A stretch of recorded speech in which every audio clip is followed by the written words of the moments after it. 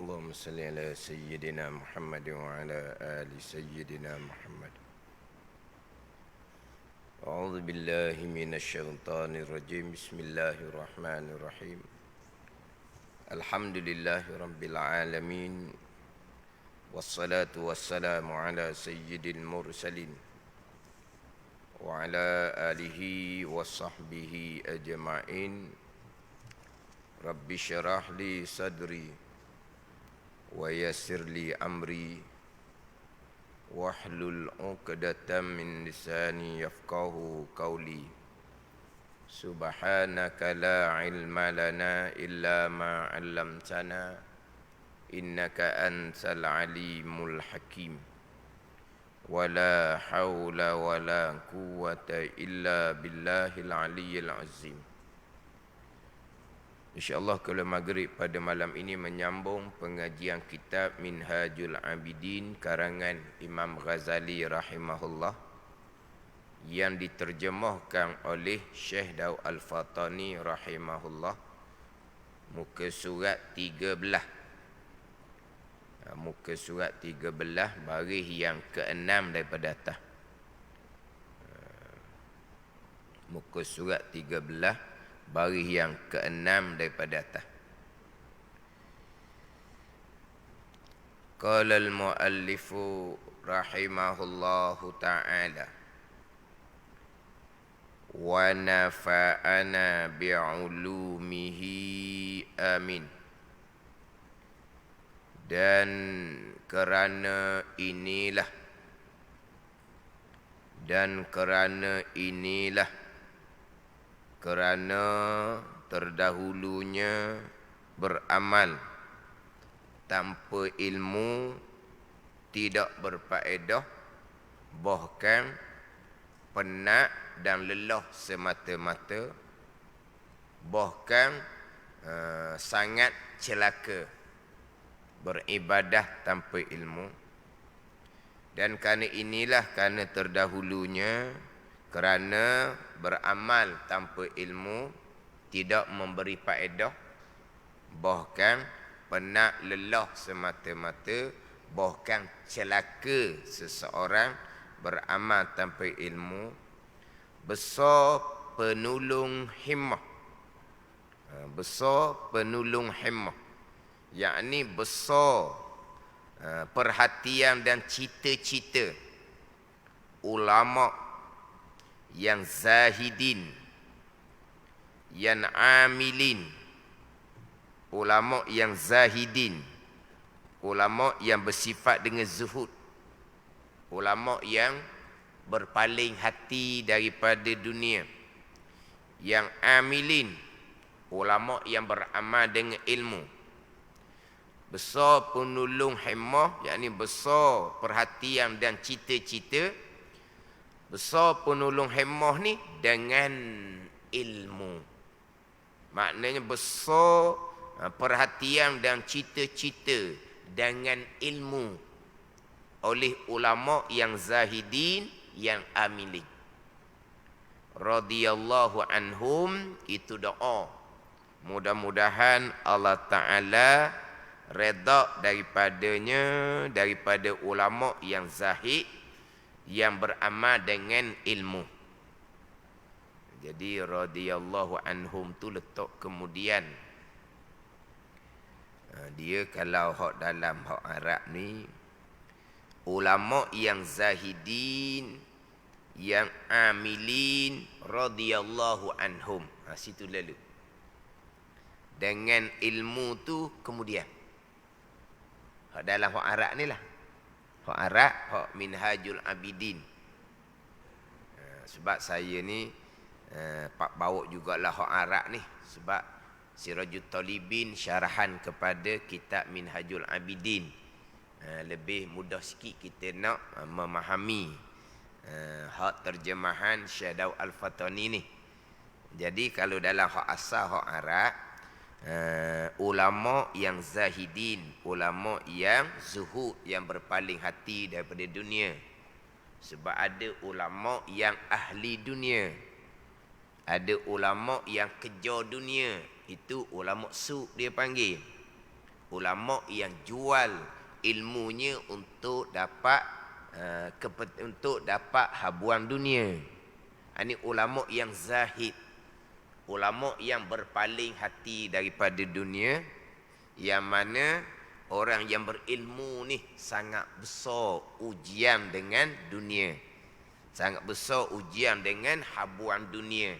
Orang yang berilmu. Jadi ini ulama yang zahid. Ulama yang berpaling hati di dunia, yang amilin, yang beramal dengan ilmu, radhiyallahu anhum. Terus pergi kepada doa, mudah-mudahan Allah Ta'ala redha daripada mereka itu, daripada ulama yang zahid, yang beramal dengan ilmu. Barulah dengan ilmu, kalau hak Arab, hak sah. Kerana inilah, kerana terdahulunya, kerana beramal tanpa ilmu tidak beri faedah, melainkan dapat penat lelah, bukan kecelakaan.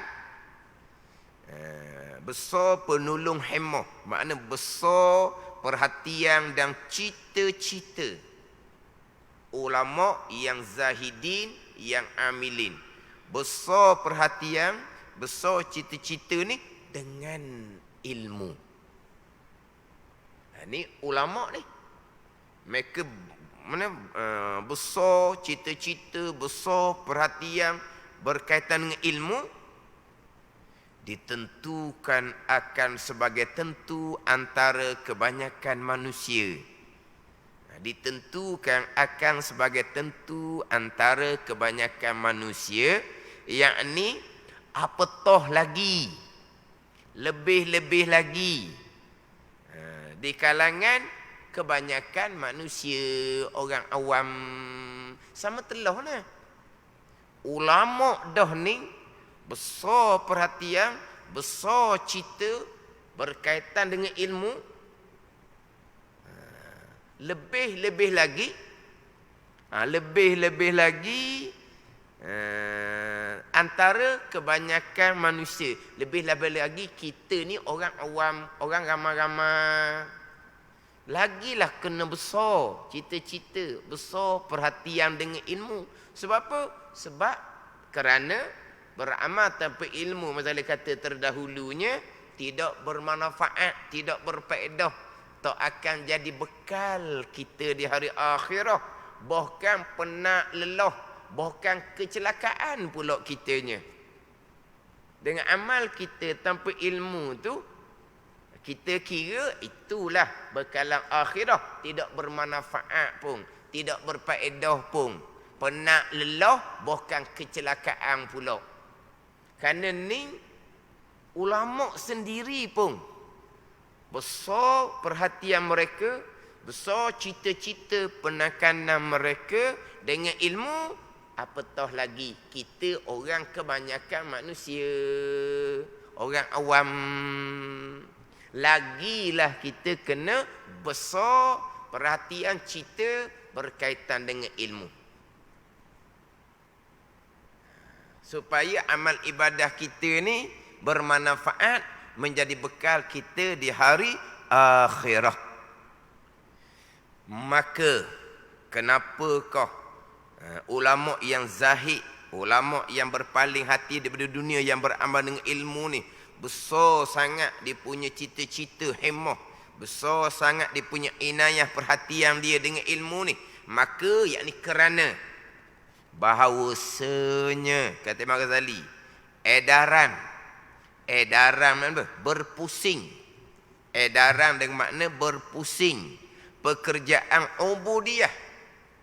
Berpusing pekerjaan ubudiyah, pekerjaan kehambaan, iaitu beribadah.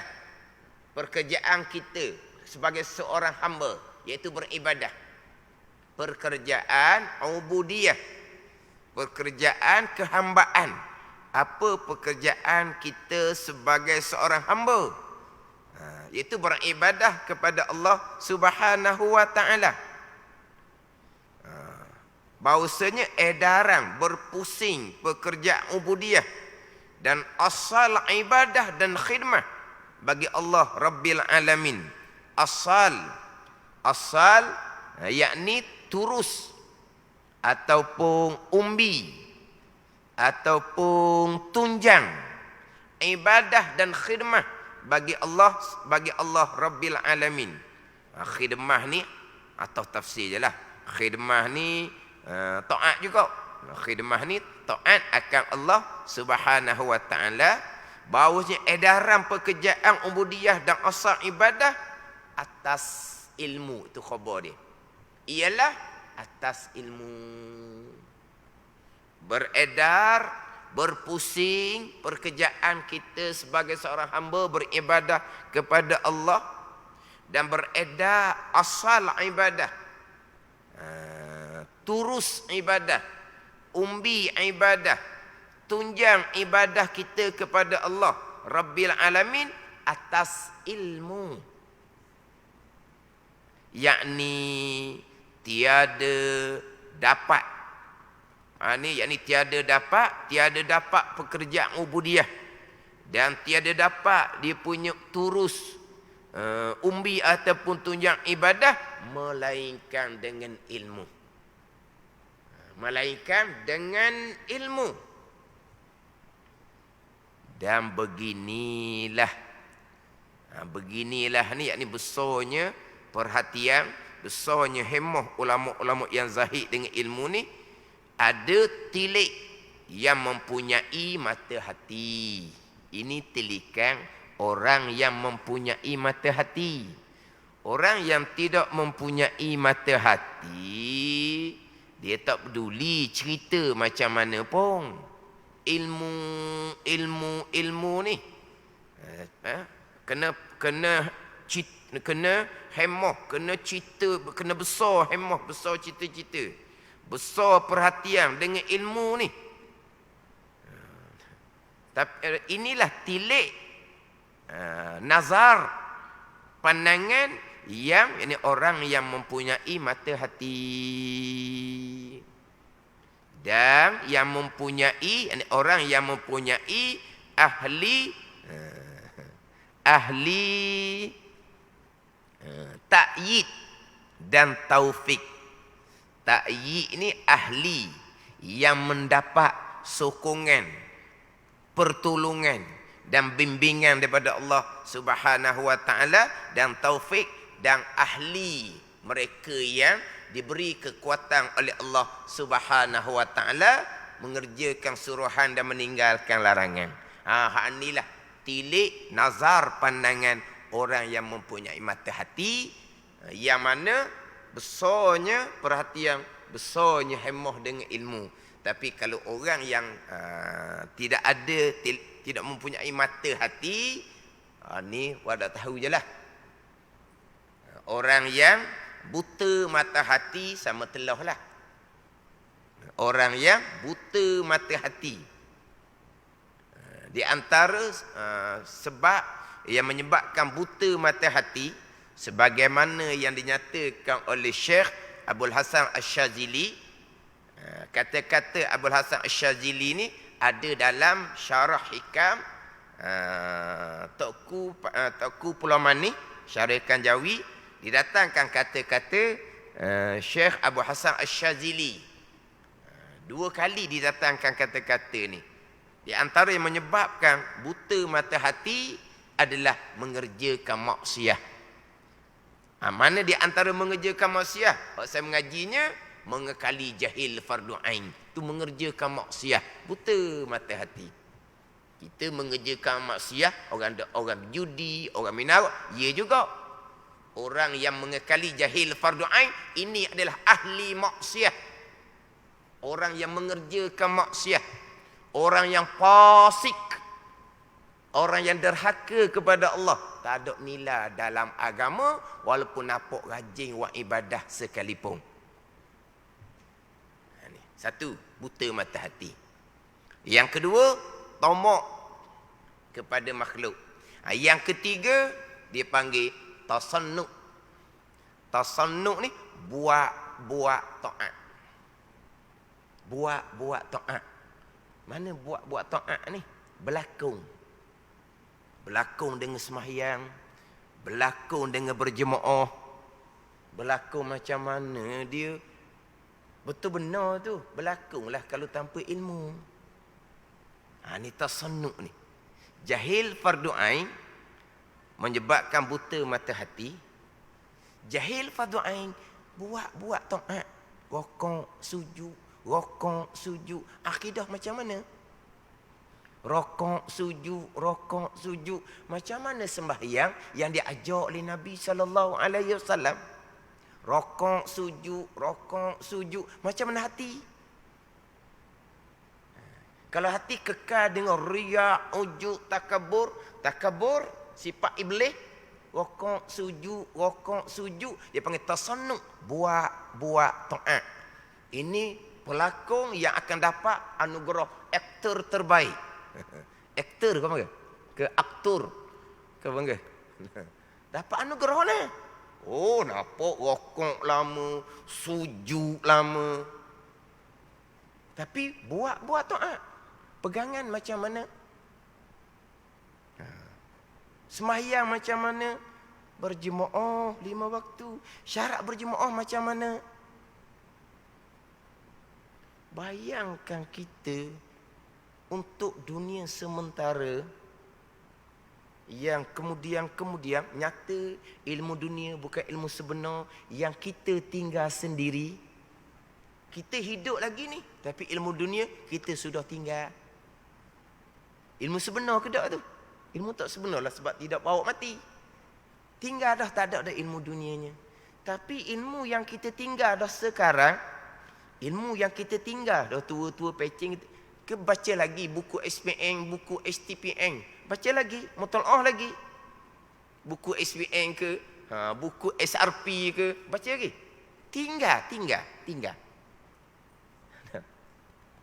Hidup ni, segar lagi ni, tinggal dah ilmu dunia. Sebenar ke ilmu yang masa hidup pun kita tinggal dah? Hak sebenar ilmu bawa mati, tak sebenar. Tinggal. Ilmu yang jelas kita tinggal. Tapi ilmu yang tertinggal tu, kita belajar belah tahun. Tiba-tiba, untuk amal bekal akhirat, dengan ilmu yang sebenar, ilmu yang bawa manfaat lepas daripada mati, tak boleh belajar. Ini bapak hipokrit orang panggil. Bapak pura-pura. Nak berjaya dunia, kena ada ilmu. Ni tetap dah, sepakat. Kita nak berjaya akhirah kan? Ilmu mana? Ilmu kita belajar dah masa budak-budak. Oh, ilmu akhirah, padang belajar masa budak-budak. Ilmu dunia, kenapa tak sekolah rendah aja? Kenapa nak masuk sekolah menengah? Kenapa masuk tinggi? Kenapa tak padang ilmu sekolah rendah? Untuk hidup dunia. Baca pandai, ngira pandai, tak tipu dia orang lah. Kenapa tak padang ilmu dunia untuk sementara yang kita tinggal dah apabila umur 5-60 tahun? Kenapa tak padang dengan ilmu sekolah rendah? Kenapa sampai ke belah-belah tahun? Tiba-tiba ilmu agama untuk bekal akhirah, kita belajar dah budak-budak. Ini kata panggil bapak hipokrit. Berlakon pura-pura. Nak berjaya dunia, betul ilmu. Nak berjaya akhirah, sama telah dengan ilmu wahyu daripada Allah Subhanahu wa taala. Tapi kalau hak jenis buat taat, tasannuq, buta mata hati. Cerita apa pun, ni cerita bab besarnya benda ni perhatian, besarnya cita-cita ulama ni dengan ilmu, sama telah kita orang awam. Ini ni tilikan orang yang mempunyai mata hati. Orang yang buta mata hati tak ada tilikan gini. Ilmu dia buat je. Buat ada cara je ilmu ni. Ni orang yang tidak mempunyai mata hati. Ini orang yang mempunyai mata hati dan orang yang dapat sokongan, bimbingan, pertolongan daripada Allah, dan orang yang dapat taufik daripada Allah Subhanahu wa ta'ala. Tengok molek dalam kitab Minhajul Abidin ni. Macam mana penekanan Imam Ghazali berkaitan dengan ilmu. Tanpa ilmu, kecelakaan semata-mata. Terutama sekali ilmu pegangan. Yang mana minggu lepas saya ada sentuh berkaitan dengan Ada timbul respon hak berkaitan dengan bahagia seseorang adalah qada azali. Celaka seseorang adalah qada azali. Bahagia seseorang syurga telah diqadakkan pada azal. Celaka seseorang neraka telah diqadakkan pada azal. Maka timbullah respon. Walaupun respon tu hanya datang daripada seorang, tapi hak ni dalam bab pegangan. Saya ambil tahu walaupun seorang permulaan. Saya ulang minggu lepas tapi belum bicara panjang, timbul pula lagi. Jadi syurga neraka Allah telah qadakkan pada azal. Kenapa timbul pertanyaan seumpama tu?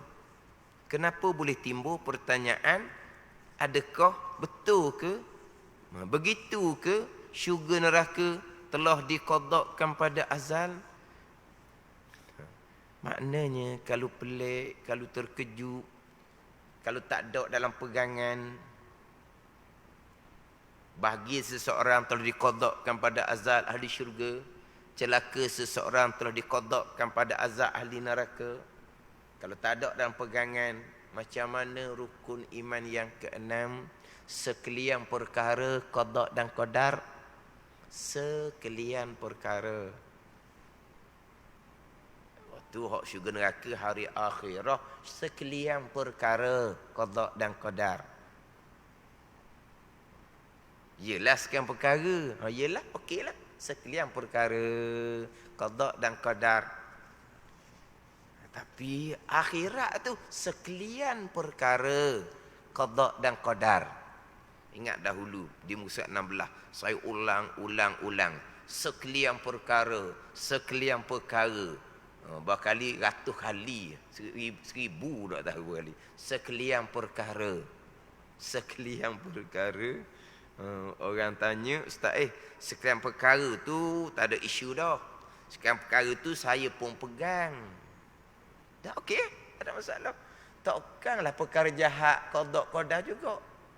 Sekalian perkara. Bukan sekalian perkara baik. Sekalian, takkanlah perkara jahat qada dan qadar.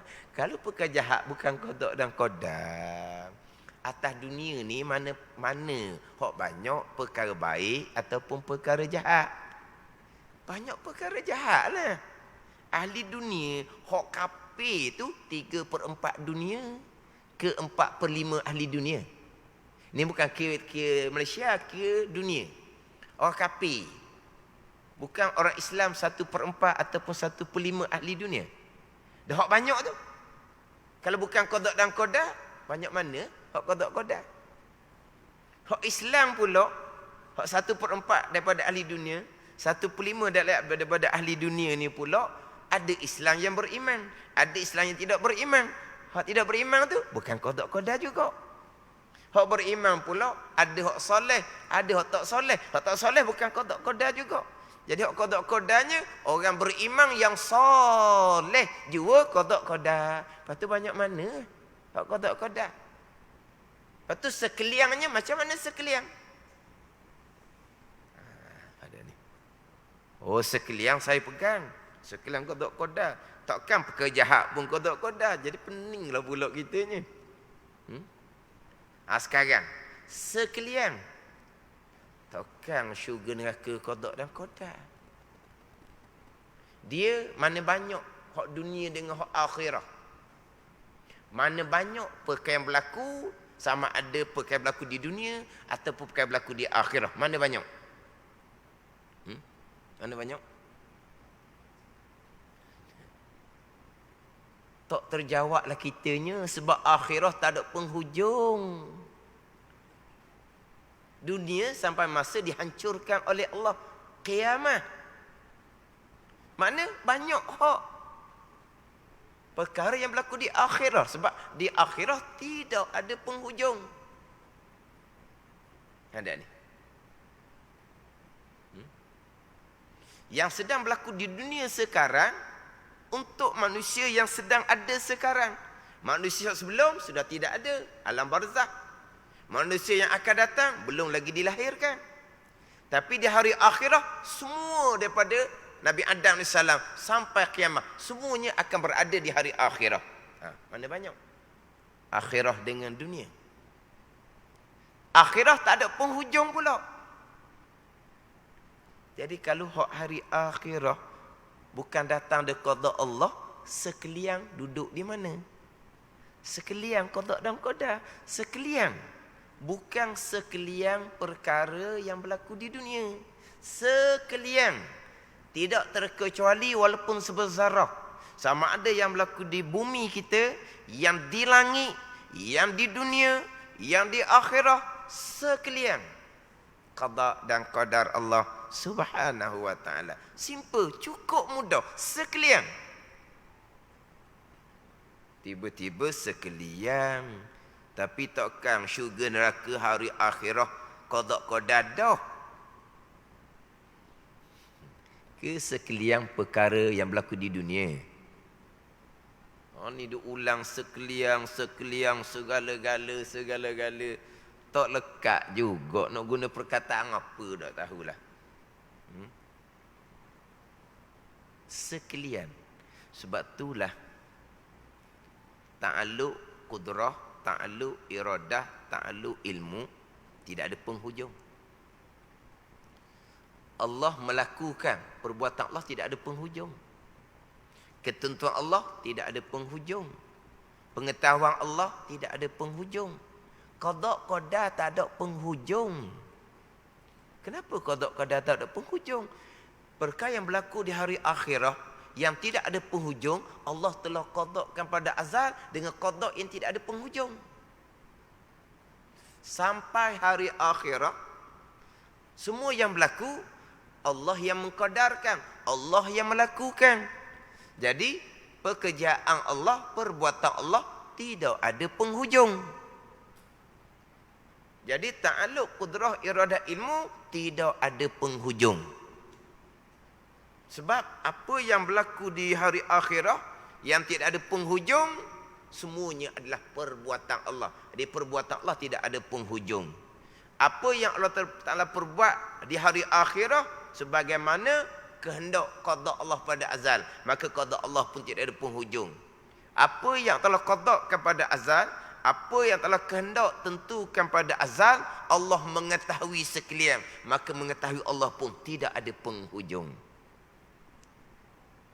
Sekalian qada dan qadar Allah Subhanahu wa ta'ala, termasuk bahagia seseorang ahli syurga qada Allah pada azal, termasuk celaka seseorang neraka qada Allah pada azal. Ini pegangan kita. Tak ada ni jahil fardu ain akidah dosa besar. Tidak berpegang apa yang berlaku di hari akhirah qada dan qadar dosa besar. Rukun iman keenamnya di mana? Inilah buat ibadah tanpa ilmu tidak berfaedah. Penat lelah bahkan celaka. Jadi dosa besar mengerjakan maksiat itulah yang membutakan mata hati. Tapi tasannuq buat taat pula.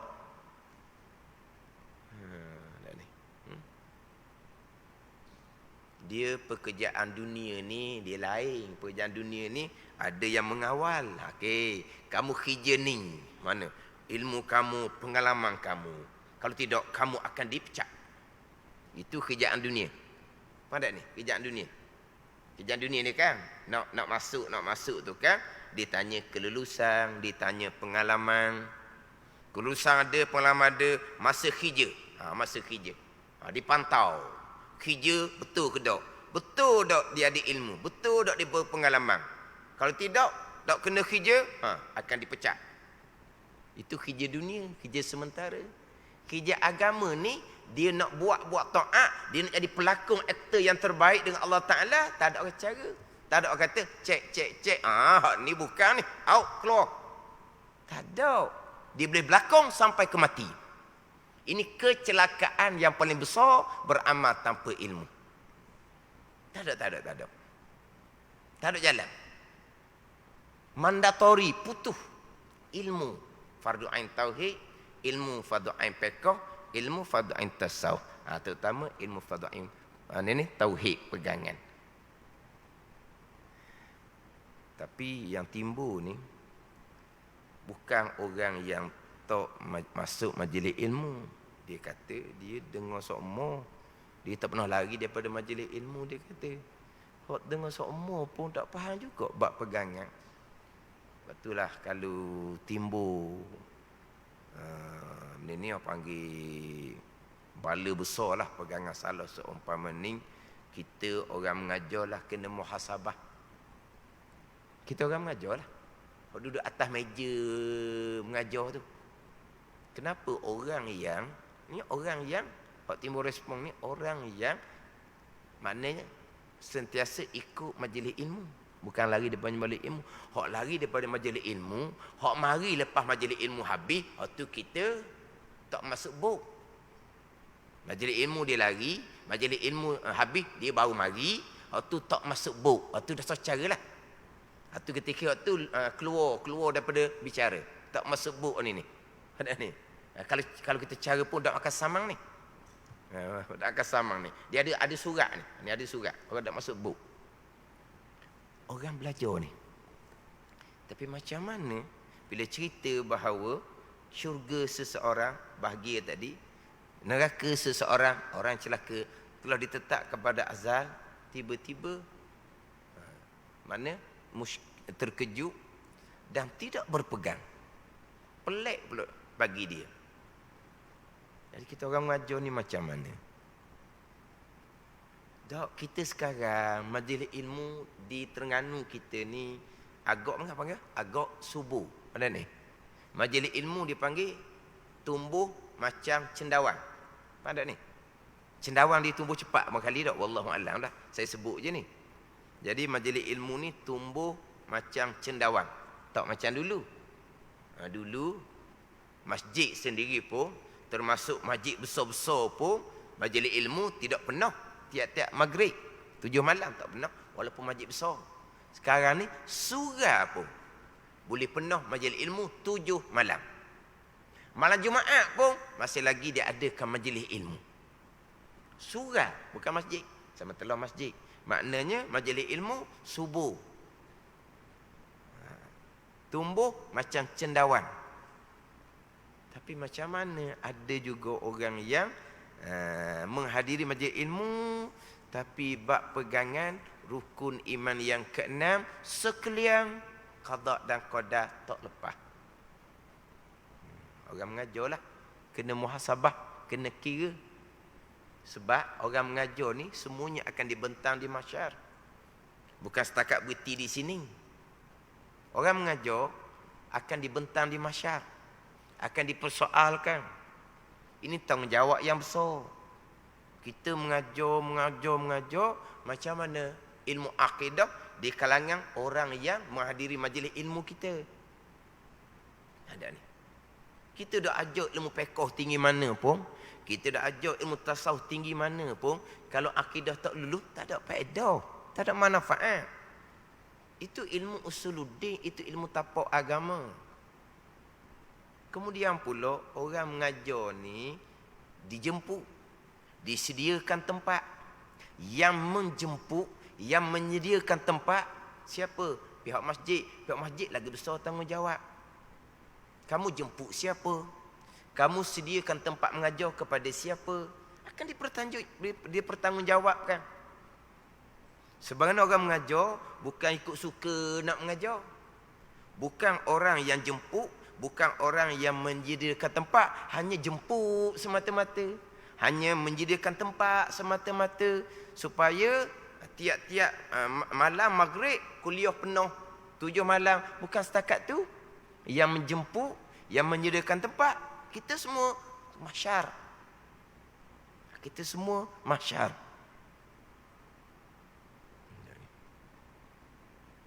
Sebab tu hak mula-mula respon hak syurga neraka tu walaupun seorang, saya ambil kira. Timbul pula respon kemudian pula sama telah lah. Dan memang saya jumpa lama dah. Hak rukun iman ke-6 sekalian perkara baik dan jahat tak berapa nak selesai. Tak apa nak lepas. Ini rukun iman, bukan cabang iman. Rukun iman. Sekalian perkara. Dalam hadis Muslim, wabil qadari kulli. Dan engkau beriman dengan ketentuan Allah dan perbuatan Allah kulli, sekaliannya. Sekalian. Sama ada yang berlaku di bumi, di langit, di dunia, di akhirat, perkara baik, iman dan taat, perkara jahat, kufur dan maksiat, kesemuanya adalah datang daripada qada, kehendak, ketentuan, ketetapan, keputusan Allah yang bersifat dengan iradah, muafakah dengan ilmu. Dan qadar, perbuatan Allah, pekerjaan Allah yang bersifat dengan kudrah. Sekalian perkara. Macam sebut tadilah. Qada dan qadar Allah tidak ada penghujung. Sebab apa yang berlaku di hari akhirah, syurga neraka, tidak ada penghujung. Qada dan qadar Allah tidak ada penghujung. Sekalian perkara. Allah Rabbil Alamin. Allah Rabb, Allah Tuhan bagi sekalian alam. Rabbil Alamin. Allah Tuhan bagi sekalian alam. Alam ni tiap-tiap perkara yang ada selain daripada Allah. Makna Allah Tuhan kepada bumi, Tuhan kepada langit, Tuhan kepada dunia, Tuhan kepada akhirah, Tuhan kepada syurga, Tuhan kepada neraka. Allah Rabb, Allah Tuhan. Di hari akhirah pun datang daripada Allah sebagai Rabb, sebagai Tuhan, qada dan qadar Allah Subhanahu wa taala sekaliannya. Allah bukan Rabb atas dunia. Allah Rabb, Allah Tuhan bagi sekalian. Tuhan kepada syurga, Tuhan kepada neraka, dan Tuhan kepada penghuni syurga dan neraka. Kesemuanya qada dan qadar Allah. Pegangan kita. Perkara yang baik, perkara jahat, qada dan qadar Allah. Tapi percakapan kitanya jaga molek, yang baik daripada Allah, yang buruk datang daripada diri kita sendiri. Jadi insya-Allah lah untuk akan datang baca kitab dulu satu baris dua baris, mana kita beralih hak ada dalam kitab. Insya-Allah saya akan bicara kembali hak berkaitan dengan perkara baik, perkara jahat, perkara yang berlaku di dunia, perkara yang berlaku di akhirah, kesemuanya adalah qada dan qadar Allah Subhanahu wa taala. Maka bila nyatalah bagimu dengan jumlah ini bahawasanya taat tiada hasil bagi hamba dan tiada sejahtera baginya bagi hamba melainkan dengan ilmu. Maka lazimlah tiap-tiap kamu dahulu akan dia akan ilmu pada segala kelakuan ibadah. Wallahu a'lam. Bismillahirrahmanirrahim. Alhamdulillahirabbil alamin. Wassalatu wassalamu ala sayyidil mursalin wa ala alihi wa sahbihi ajma'in. Allahumma aftah alaina futuhal arifin. Allahumma allimna ilma akdamin wa fahimna famas sabiqin warzuqna ruqat talibin. Allahumma zidna ilman wa alhiqna bis salihin. Wa sallallahu ala sayyidina Muhammadin wa ala alihi wa sahbihi wa sallam. Walhamdulillahi rabbil alamin.